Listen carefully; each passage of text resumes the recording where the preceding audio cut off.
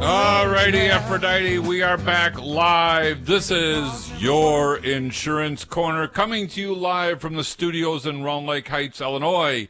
This is your Insurance Corner, and my name is Bill Miksch. I am president of WDMA Financial Group in Grays Lake, Illinois, where we represent clients in 16 states around the country.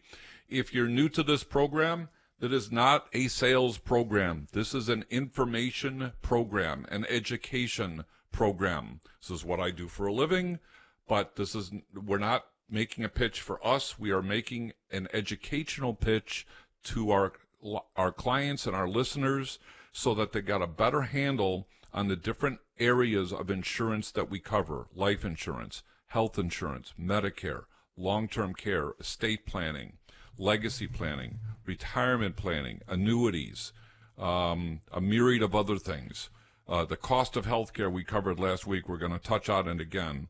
The Affordable Care Act or Obamacare, open enrollment periods, all kinds of things like that.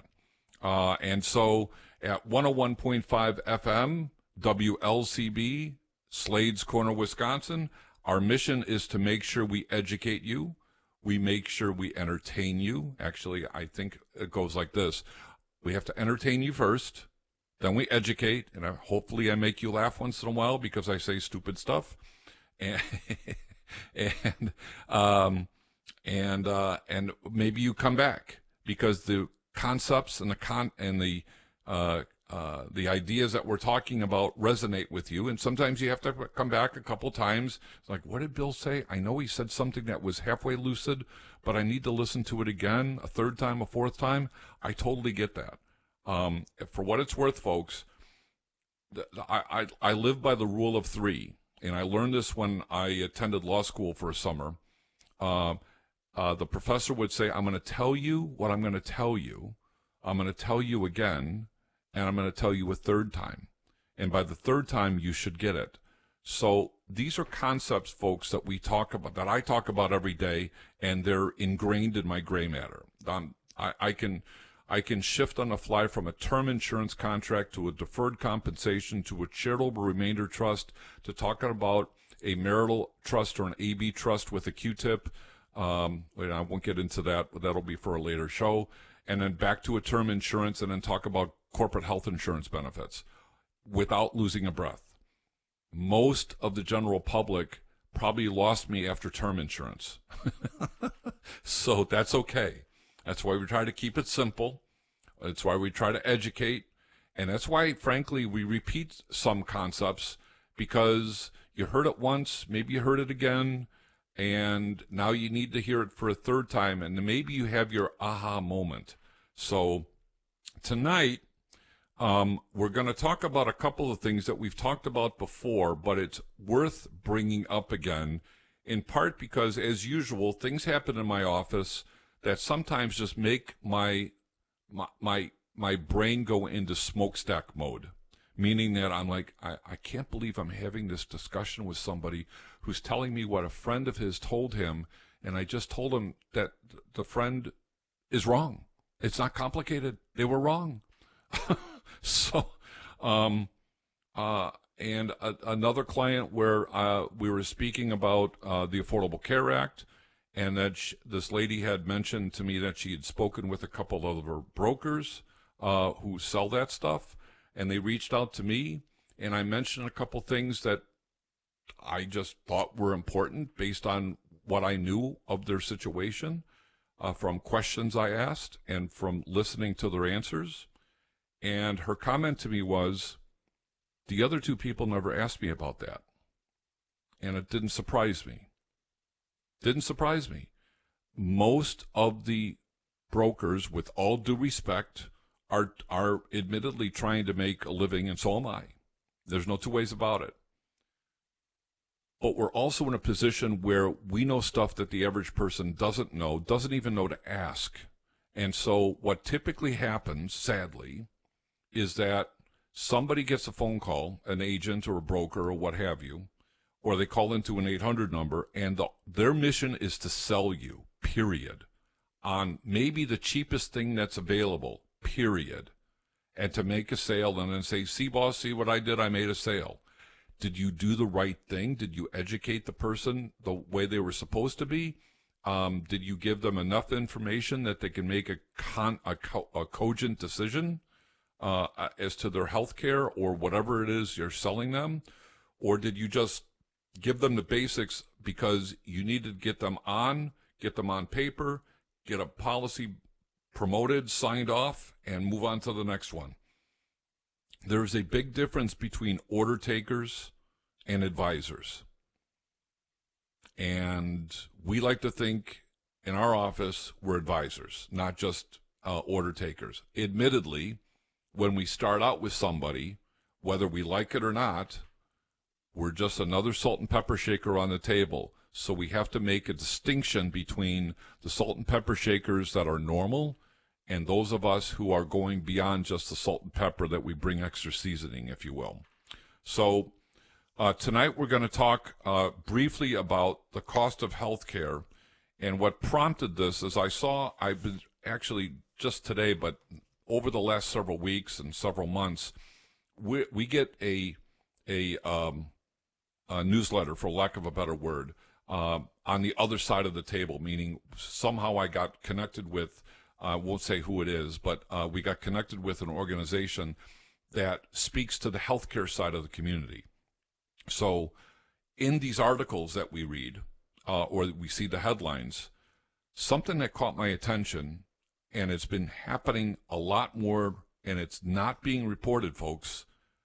We talk about the high cost of healthcare, but there's another casualty on the other side of this, and that is hospitals, particularly in rural areas or smaller hospitals serving a small community, are closing. So we're going to talk about that, and then we're going to get into we're at the cusp of open enrollment for Medicare Advantage, for prescriptions, and for Obamacare. And for those of you that get offended by me calling it Obamacare, get over it. It is Obamacare. And if you've heard this, my show at all, at this point in my career, and Obamacare is about 12 years old now, to me, looking at the out-of-pocket, looking at the smaller network, and remember, folks, this was started with good intentions, like most things in the government. And one of the things President Obama said was, you can keep your plan and keep your doctor. That was a lie. That was a lie. You could not keep your plan and keep your doctor. And we'll get into the reasons why I think, in my opinion, with the exception of a handful of people that are in a lower income bracket, it's intellectually offensive to me to call Obamacare the Affordable Care Act when you're looking at out-of-pockets at $9,400 per person. Just saying. So, with that, normally we start out by saying, Sean, welcome. But Sean is on assignment. So, guess what? If you can call in and stump the master, I'm calling you out. I dare you. For those of you who are listening, I dare you to call me out or call me up and try to stump me. You might get lucky. You might. But I don't think so. So our phone number is 262-342-6588. That's 262-342-6588. Sean is on assignment this week, so I am running as the Lone Ranger tonight. As I like to say sometimes, I'm the mouthpiece and he's the brains. Well, the brains have left, so hopefully he's imbued me with a couple of his gray matter cells, and I can hopefully educate and entertain you guys for the rest of the next hour or so. This is 101.5 FM, WLCB, Slade's Corner, Wisconsin. Your Insurance Corner is about to begin, but just a couple things, as you guys know, if regular listeners or if you're coming on for the first time. I'm not just a one-trick pony of talking insurance and ad nauseum, although I easily could. I enjoy a lot of other things. My wife and I went to Cleveland a week ago and enjoyed ourselves immensely at the Progressive Field in Cleveland. Very nice stadium. I think Minnesota is still, and Wrigley are still top two so far of the stadiums we've gone to. But Cleveland, a very nice stadium. very open, very friendly. And then we went to the Rock and Roll Hall of Fame. And for the first time in my life of playing guitar, folks, I got to pick up an electric guitar. I've never played one before, and it was a blast. It was a blast. I played just a couple songs. I didn't bang on the guitar because I didn't want to make a spectacle. And Sally looked at me while I'm playing on the with one of the electric guitars, and it was plugged into an amplifier. And she said, "If you start singing, I'm leaving." So it's okay. So we had a lot of fun. For those of you who are Cub fans, they're out. There's no surprise. They had a nice little run in July and then blew up in August, and they finished their blowout officially about a week or two ago. On the football side, I know this is Slade's Corner, Wisconsin, but this producer is a Bears fan, and all I can say is, we'll see. There was a lot of pomp and circumstances at the beginning of this year. The Bears could actually maybe make the playoffs, maybe win 9 or 10 games. Right now, they couldn't win themselves out of a paper bag. So, and then I guess that's it for the moment. Just a couple of other things. One note for sure, our daughter, Taylor, just turned 29 a week ago, so happy birthday, Taylor. Daddy loves you more than 500 trillion worlds. I meant to do a shout-out last week, and I lost track of time, so my apologies, sweetie. And then a friend of ours, and I just want to do this shout-out one more time, a friend of ours, and one of my colleagues, Mandy, who is my social media director, her brother passed away at age 42, suddenly. We still don't know all the details. We're waiting for an autopsy to be finished, but our heart and our prayers go out to Mandy and her family for the loss of her brother, Jonathan. So with that in mind, we are going to move on to Your Insurance Corner. Last week, we talked about the high cost of health care and the myriad of reasons why the cost of health care is where it's at. And just to recap, there's at least, I could probably name 50 different reasons why the cost of health care is where it's at. The simplest ones are technology, the high cost of medical school, the fact that you want very competent people attending to your health care needs, so these people have to be trained, educated, and honestly be able to think on their feet very quickly, especially in emergency situations. You've got technology that you have to pay attention to. You have government regulations that you have to pay attention to. You have contracts from insurance companies in every state of the union that have to be generated. You have insurance companies that pay the claims, but also have to have very competent people running them, and they have their own technology to be mandated for. You have Medicare, which is a growing concern on a daily basis, especially since we know today about 12,000 people a day are turning 65, which is putting more pressure on Medicare. In a few years, it'll be up to 14,000 a day turning 65, which is going to put even more pressure on Medicare. Forget about Social Security, just the Medicare piece. You have health insurance contracts that make put their baseline for what Medicare pays, and then then the doctors, with due respect, the doctors who have to open their door, and it costs them $1 to open a door, and they're only getting 35 cents on the dollar, have to then upcharge their rates 200-300% to maybe land at $1.25 so that can stay in business. And I'll just give you a for instance. I have one doctor client. I won't tell you what kind of industry he's in, but he pays $5,000 a month for his practice for liability insurance, malpractice insurance, $60,000 a year just to open his doors, folks. There are some of you that are listening tonight that don't make $60,000, and he needs to pay $60,000 to open his doors. That's just a for instance. You have hospitals that are in rural communities that don't have the population like Chicago or Atlanta or Milwaukee or etc. They're very large. They're very rural communities and they serve a small community. Well, a lot of those hospitals are under pressure, and when I saw these articles, and these articles that I've been seeing, folks, have been a regular thing, I decided to put one of them up tonight as an example of stuff that's going on. And this is not just a one-off, folks. I'm seeing this every week in these news feeds I get from this newsletter that comes to our office. So this is a small town in Alabama. Population in that town is 3,649 people. The town is called Thomasville, Alabama.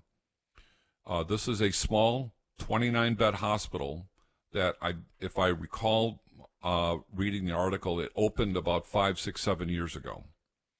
Probably not the best time to open a hospital, but the community thought it was a good idea. They probably got a lot of governmental assistance by getting their doors open. And as of this week, they have closed their doors due to staff shortage, financial problems.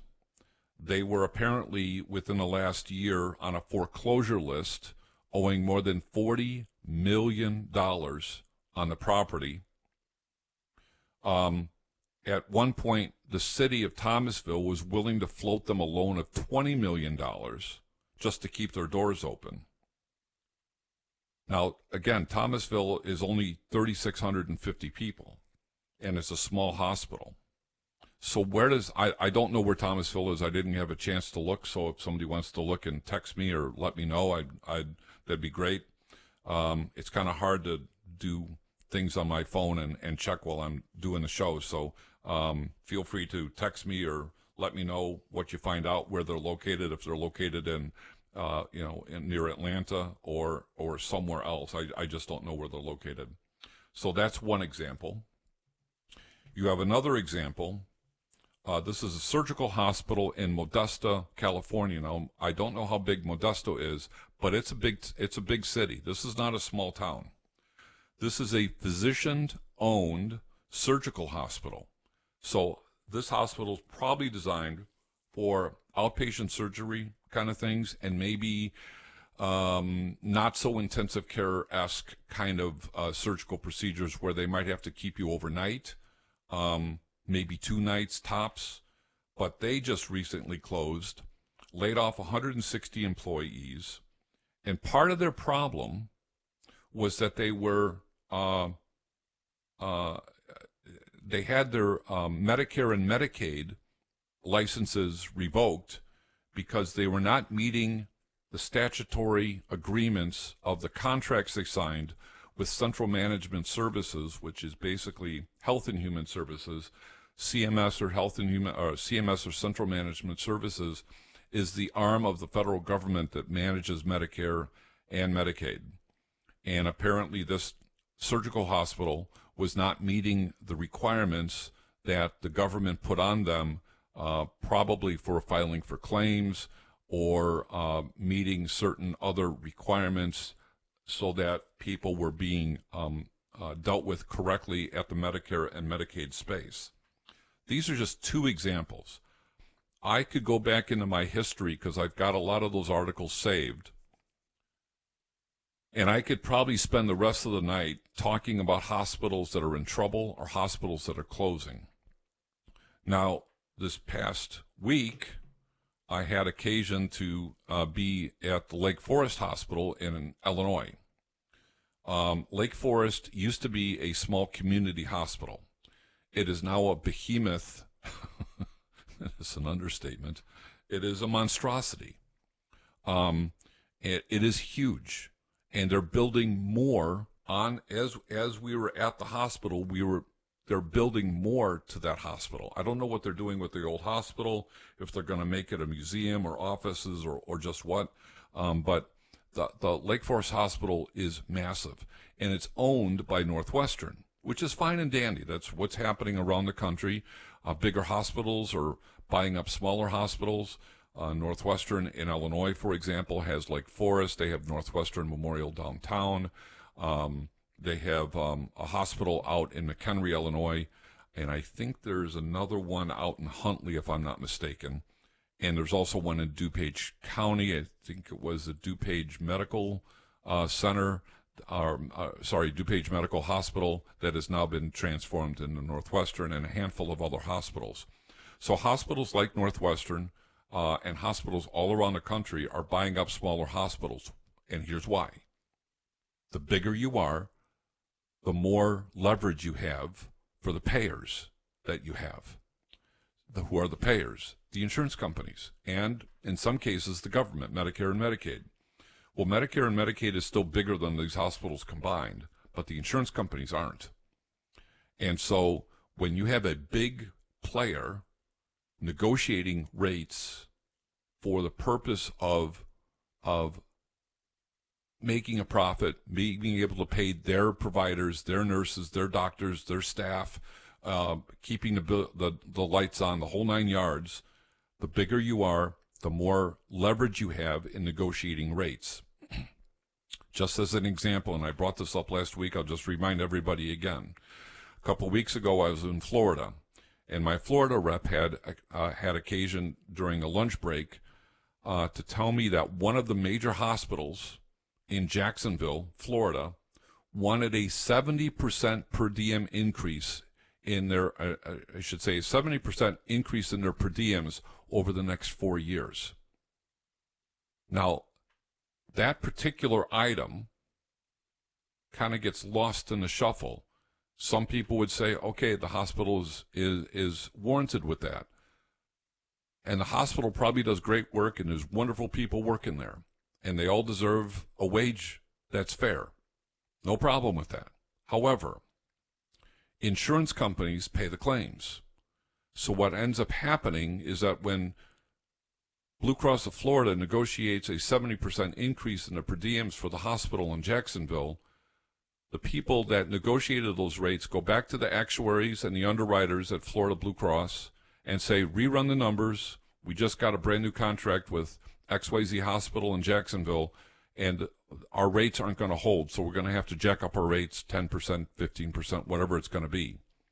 And then people like me deliver the renewals to you, my clients, my consumers, etc., and we are delivering, right now, we're delivering on an average of 10 to 15% increase, an average of 10 to 15%. The Affordable Care Act, the Obamacare plans, we're looking at rates going up anywhere from 8 to 15%, depending on the area you live in, the county you live in, the state you live in, and what's available and what's not available. Separate matter, but related. I ran a quote today for a client who lives in northern Wisconsin. Typed in her zip code, typed in her date of birth. I take it back. Not northern Wisconsin, my apologies, in Georgia. There were 118 choices, folks, that we initially had to navigate. That's impossible. That's impossible. But this is what the consumer is faced with when they're trying to figure out who's on first and what's on second, what's covered, what's not covered, what's the difference between this plan and that plan. So with my help, we kind of drove things down a little bit more. And one of the things that popped up with us was the fact that there were no PPO plans in this particular area of Georgia. And that caught both my attention and the person I was talking to. So we're looking at everything from catastrophic to silver, gold, bronze, etc. and there's 118 plans. So we decided, okay, let's drill it down to gold plans, the best plans, theoretically, the best plans that are available. There's still 35 plans to navigate. And companies that people have never heard of before, like Oscar, which I think is with Cigna, does not get very good star reviews as we were searching the carriers. You have Ambetters, which spent a lot of time in the Medicaid space and are strictly HMO providers. And then you had the Aetna and the occasional United Healthcare. I did not see anything from Blue Cross of Georgia, folks, in our quick assessment. But we had 35 plans to go through. And the average out-of-pocket was $9,100. $9,100. Then I did another one for a client here locally. And there is a threshold in which you are going to be Medicaid eligible or Obamacare eligible for purposes of getting a subsidized premium. So we put in 18,000. System said he's on Medicaid. Put 19,000, Medicaid. 20,000, Medicaid. 21,000, ding, you win. So for this person who is 27, didn't have health insurance, so there's nothing I can do for him now. I'm just running numbers for him to give him a sense of what he can expect to see come open enrollment. He was going to get about a $350 subsidy. Remember, we've talked about subsidies as a loan, not a gift. And then the premiums start out at literally $1. But for that $1 plan, he would have had to take a $9,100 deductible with no office copay and no drug card. He'd have to go through $9,100 before any help would be coming from the insurance carrier. Well, that was unacceptable to him. So we drilled down into other plans, and we found some plans that rearranged the deductibles and the out-of-pockets to the extent that I think for about $135, roughly speaking, with the subsidy, he would have a no deductible plan and an out-of-pocket of $900. That was the winner. If he was going to sign up for something today, that's the plan that was going to win. And then I had to remind him, I said, we put in $21,000. You're looking for a job. If you get a job, understand that if your income was reported at $21,000, you're getting this $350 subsidy. Let's say you get a job in April, and your income goes from $21,000 to $40,000. It is highly likely that you're going to end up paying that entire subsidy back because it's not a loan, it's not a gift, it's a loan. And so when people go to the Affordable Care Act, when they go to healthcare.gov, they best be aware of the fact that they need to make sure they put an income in those boxes that they can handle a $2,000, $3,000, $4,000, $5,000 or more refund back to the government if for some reason their income goes up. How does this tie to the cost of health care? The premiums are going up, folks. The out-of-pockets next year are expected to be somewhere in the neighborhood of $9,500, $9,600, $9,700. Networks are getting smaller. Some states, like Georgia, at least in the group that I looked at, were HMO only. There was another time I did a quote for a client of ours in Florida, just to see what things look like if he wanted to go to the Obamacare programs. And where he lived in Orlando, folks, there was 187 choices. That's impossible to go through. So by the time we drilled down to he wanted PPO and HSA, then we got down to 4. That's manageable. But to start, you had to get in, set up an account, the whole 9 yards. All of this costs money, folks. Nothing is going to ever be free. And this is not a political show, but I get very visceral when I hear the politicians bloviate out of their cake hole that they're going to go Medicare for all. So here's my response to them, those that want to do Medicare for all. Make the unions and the 2 million federal employees and the state union employees that work in each of the states, make them go through Medicare for all first. And while they're on Medicare for all, we get your plan, Mr. Politician, Miss Politician. We get your plan since we pay for it anyway out of our payroll taxes. We get yours. And you have to sit there in that plan, that Medicare for all, for 3 years, because it takes 3 years for a plan to mature. And then once we get there, then I want to hear from the employee who's been there at the Department of Labor for 25, 30 years. I want to hear their experience. I don't want to hear from the politicians because they're going to collectively lie. I don't care what side of the fence they're on. They're going to lie to us. I want to hear how it went for the employee. I want to hear from the employee at the post office how that went for them. I want to hear from the lady in the Department of Education or the guy at the Department of Education how that went for them. And then we'll make an assessment. So when they start talking Medicare for all, my suggestion is when they say that, you ask them back, does it include the unions? Does it include the government employees? And does it include the federal employees who are all unionized? If it doesn't, they're disingenuous.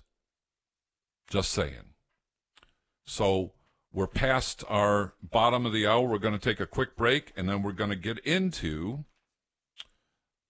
open enrollment for Obamacare, Medicare, prescriptions, etc.